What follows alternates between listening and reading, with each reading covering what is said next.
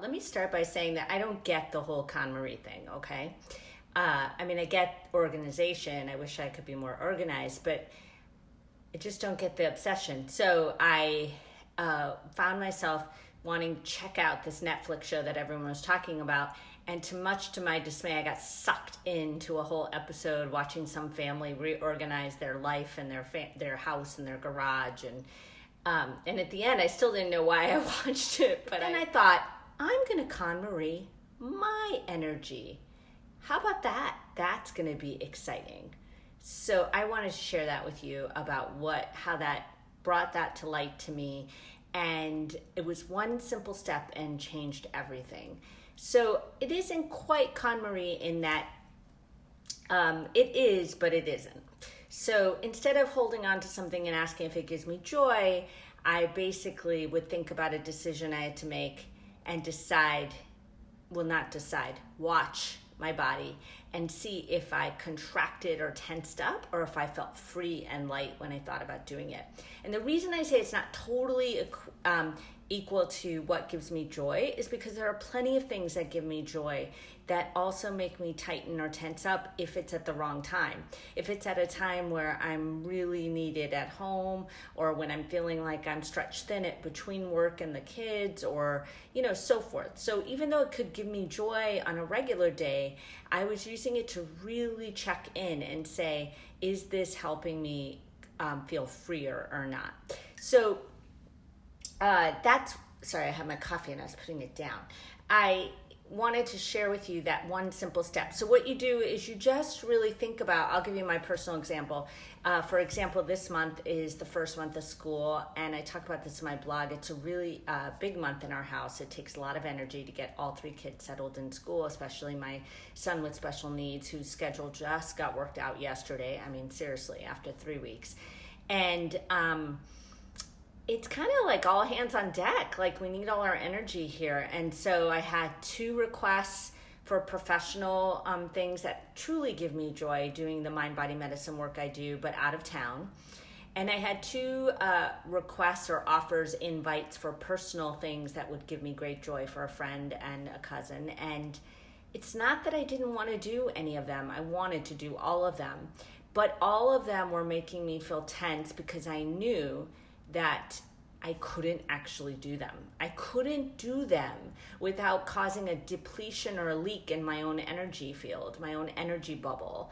Energy field sounds kind of woo-woo, but I'm down with that. So I don't care what you call it, but you know what I mean. If you're feeling overwhelmed, depleted, or kind of stretched too thin, we call it, it's because there's leaks in your energy, and you really need to check in with that. So I said no to all 4 of those things this month, and it felt hard, don't get me wrong, but I also felt freer when I realized that I couldn't actually do all of them.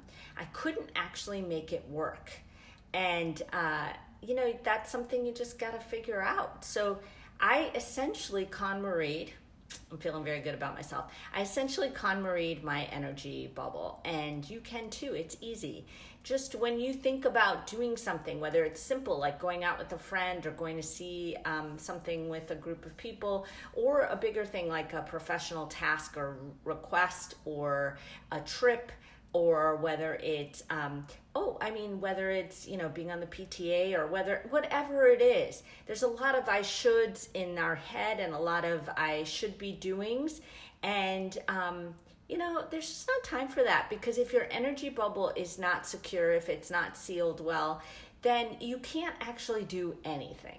So all this I should and should have, they're really no use. So I would do this kind of check-in where you check in.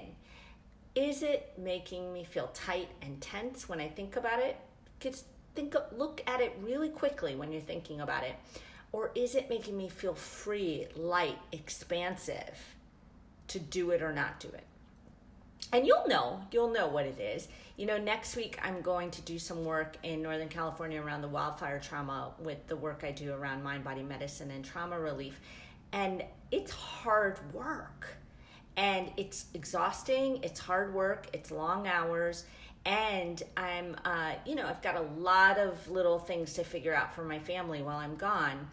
And yet, every time I think about going, I'm feeling free and light and expansive because it feeds me in a way that I really want. And it's feeding me in a way that feels good for my energy bubble. So, I don't have to think it out and intellectualize it. I just know how I feel. And that's really what I'm trying to say is that, I was watching this whole episode thinking like, what's in this? And I realized that it's really about that checking in with your emotional center. It's really checking in with your heart, right? So tell me how it goes. Try it out. Seriously. I feel like it's so changed everything for me.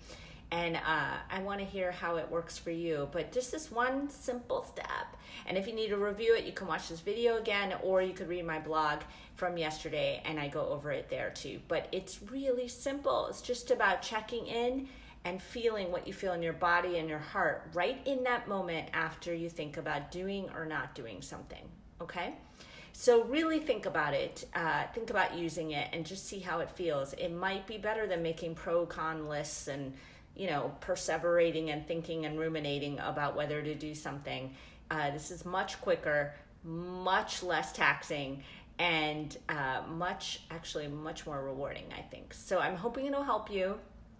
Let me know how it works. And I hope that you tune in again soon. And we're here. I'm here every Friday at 9 a.m. Next week, actually, I'll be in Northern California doing that work. So it's the 1 week I'm going to miss, and I'll just remind everyone that. But I'll be back the week after that. Okay? So stay well. Have a great weekend. Bye for now.